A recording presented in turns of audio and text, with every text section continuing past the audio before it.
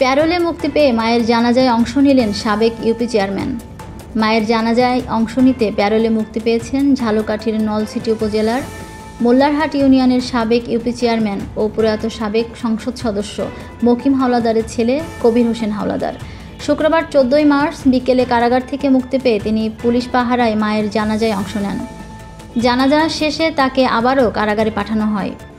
সাবেক UP chairman কবির হোসেনের মা মেহেরুন্নেসা বৃহস্পতিবার রাত 10:30টার দিকে বরিশাল শেরেবাংলা মেডিকেল কলেজ হাসপাতালে চিকিৎসাধীন অবস্থায় মারা যান।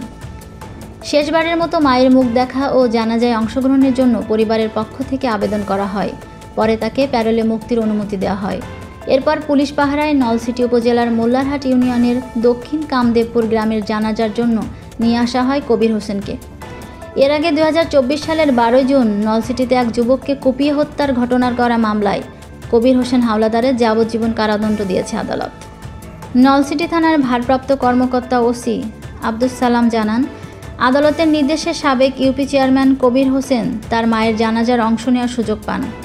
জানাজা শেষে তাকে আবারও কারাগারে পাঠানো হয়েছে।